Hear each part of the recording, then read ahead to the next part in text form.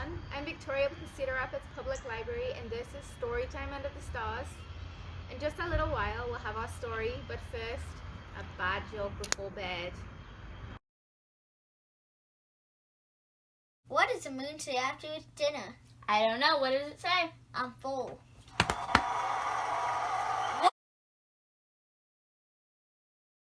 Fact: king cobras can grow as long as a giraffe is tall. Tonight's story is Cat Kong, written and directed by Dav Pilkey. We're reading this with permission from Scholastic.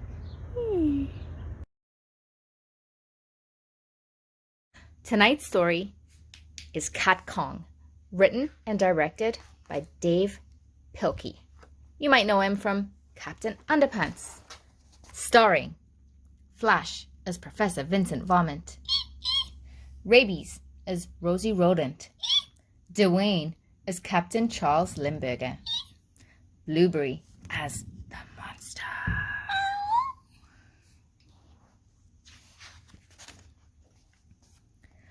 One dark and perilous night, 3 mouse explorers sailed toward a strange, uncharted island.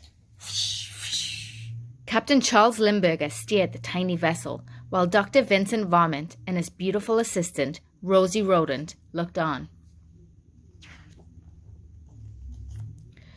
When they reached the island, the 3 explorers were astonished. A group of natives were performing an ancient ceremony, offering up a sacrificial can of tuna fish and repeating a mysterious chant. Here, kitty, kitty. Here, kitty, kitty. Here, kitty, kitty, kitty. Suddenly, the island began to tremble. Crashing through the thick forest came the most frightening creature ever known to mousekind, the mighty Cat Kong. Meowing and hissing ferociously, the colossal cat took 3 giant kitty steps and tripped over the tuna fish can. Clunk! Cat Kong bumped his head on the ground and was knocked out cold. "If only we could bring him back to the city with us," said Dr. Vomit. "No," replied Rosie Rodent. "It would be wrong to take this creature away from its natural habitat just to satisfy our scientific curiosity." "Forget science," squeaked Dr. Vomit. "Think of the money we could make." Cha-ching! So the 3 explorers wrapped Cat Kong in a giant burlap bag and tied them tightly to the ship. As they sailed back to the great city of Mouseopolis, they took special care not to let the cat out of the bag. Several days later, in downtown Mouseopolis, Dr. Vomit unveiled his discovery to a sold-out crowd.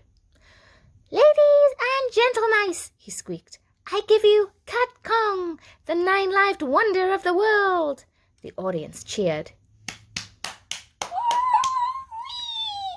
Cat Kong, however, was not amused. The towering tomcat hissed and meowed wildly. "Do not be afraid," Dr. Vomit told the crowd. "There is no way this creature can escape." "I repeat, there is no way this creature can escape." "Well, actually, I could be wrong about that." Soon, the city of Mouseopolis was in a panic. The ferocious feline tore through the streets, knocking down buildings, ripping out power lines, and generally causing quite a ruckus. Captain Charles Limburger rushed off to organize a counterattack team, while the beautiful Rosie Rodent watched the destruction from her apartment window. "Help!" cried the engineer. "The cat's got my train!" "Help!" squeaked the butcher. "The cat's got my tongue!" "Help!" shrieked Rosie. "The cat's got me!" Soon, the crazed cat was heading straight for the top of the Romano Inn, with the beautiful Rosie tailing behind. A fleet of airplanes quickly flew into action, but their weapons were useless against the meowing menace. It seemed as if nothing could stop the terrifying Cat Kong. Then, suddenly, a squeaking ray of hope rocketed through the thick clouds of gloom and despair. Captain Charles Limburger to the rescue! Captain Limburger had a plan. He swooped close to Cat Kong and held out a red package tied with gold ribbons. "Hey, Cat," he shouted, "look what I've got!"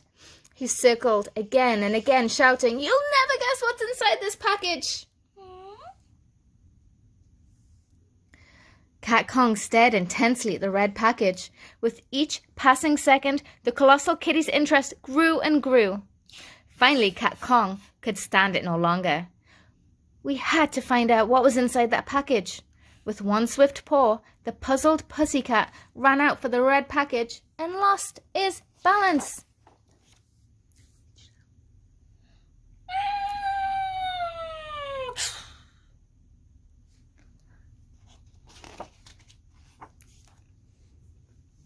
When the dust settled, a crowd of mice gathered to view the final resting place of the mighty Cat Kong.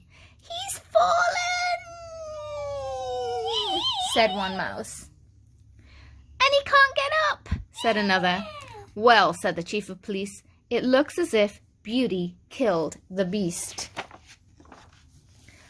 "No," said Dr. Varmint as he looked sadly into the glowing red horizon. "It was curiosity.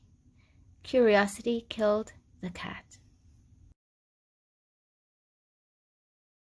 Fact: some dogs are allergic to cats. Achoo!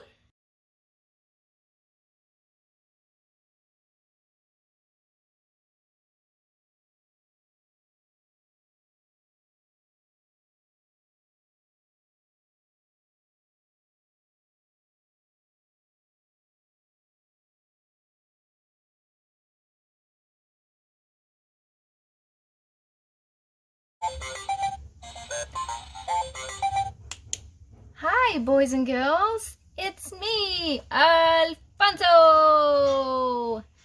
Practicing my keyboard here. You have to make sure you keep practicing even when you're at home. Oh, here I am from my treehouse. I've been warming up. I have your bedtime song if you're ready. I wrote it all by myself.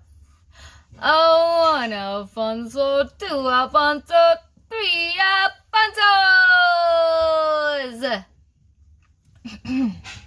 Do you ever feel like a plastic bag out of down through the wind, wanting to start again? Do you ever feel so paper thin, like a house of cards, won't keep a flipping in?